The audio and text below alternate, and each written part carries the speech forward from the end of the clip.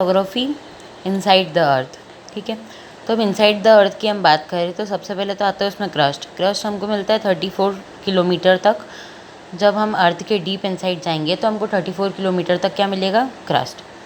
अब हम बात करें अगर क्रस्ट की, तो क्रस्ट होता है दो टाइप के।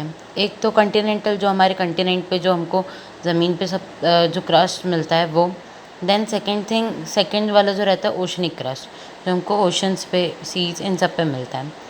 अब जो ओशनिक क्रस्ट रहता है वो सियाल और मैग्नीशियम का बना रहता है, सिलिकॉन और मैग्नीशियम का बना रहता है। और जो क्रस्ट बाकी का रहता है वो रहता है सिलिकॉन और एल्यूमिनियम। अब हम बात करें मेंटल क्रस्ट, जो 34 किलोमीटर तक रहता है। 34 किलोमीटर के बाद बीच में एक डिसकंटिन्यूटी आती है जिसको बोलते हैं मोहो डिसकंटिन्यूटी। उसके नीचे आता है मेंटल। ठीक है, अब मेंटल जो है बीच का पोर्शन है, मिडिल पोर्शन है, और इसमें हमको क्या मिलेगा, सिलिकॉन और मैग्नीशियम। सिलिकॉन और मैग्नीशियम के बाद इसमें हमको फिर मेंटल जो है 2900 किलोमीटर नीचे मिलता है। उसके नीचे मिलता है कोर। अब कोर में भी इनर कोर, आउटर कोर, दो टाइप के कोर होते हैं। तो जो आउटर कोर रहता है ना वो लिक्विड रहता है, और इनर कोर जो रहता है वो सॉलिड रहता है। उसका रीज़न मैं आगे बताऊंगी। अब इसमें जो कोर रहता है ये कितने किलोमीटर तक रहता है, 6371 किलोमीटर तक। ठीक है, कोर जो मेन बना रहता है किससे, निकल और फेरस से। अब कंटिनेंटल क्रस्ट जो रहता है, कंटिनेंटल क्रस्ट ओशनिक क्रस्ट से ज़्यादा होता है, मतलब उसमें थिकनेस उससे ज़्यादा होती है। देन फिर क्रस्ट जो है, क्रस्ट के अंदर हमको क्या क्या चीज़ें मिलती हैं, ऑक्सीजन, आयरन, नाइट्रोजन, ये सब चीज़ें हमको मिलती है। ऑक्सीजन 46% ज़्यादा मिलता है ऑक्सीजन, एंड नाइट्रोजन जो है इसका तो नहीं दे रखा है बट हाँ मिलता है।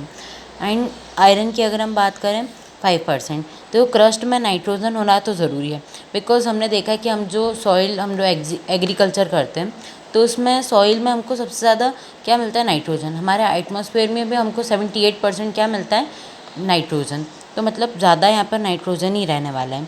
अब टेम्परेचर अर्थ के इनसाइड इतना ज़्यादा क्या होता है, उसके भी दो तीन रीज़न हैं।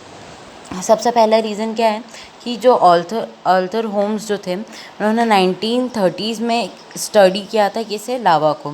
तो उसमें उन्होंने क्या देखा था कि प्रेशर ज़्यादा रहता है ना तो कोई चीज़ सॉलिड बन जाती है, और टेम्परेचर ज़्यादा रहता है तो लिक्विड बन जाती है। ठीक है, और सेकंड क्या था कि रेडियो एक्टिव एलिमेंट्स कुछ रहते हैं जिनसे मतलब टेम्परेचर ज़्यादा रहता है, जिस वजह से टेम्परेचर ज़्यादा रहता है।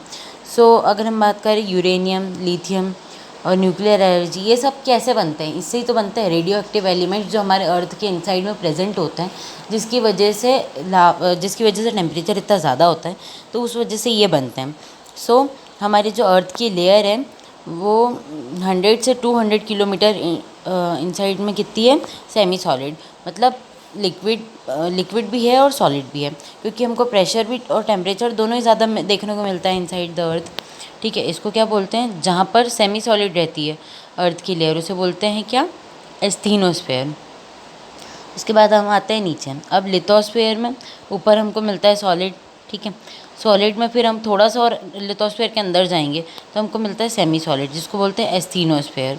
एस्थीनोस्फेयर 100 से 700 किलोमीटर तक हमको मिल जाएगा। और अगर प्रेशर 0 से 700 में रहता है तो वहाँ पर सॉलिड रहता है। लोअर मेंटल का ये 2900 ऐसा कुछ।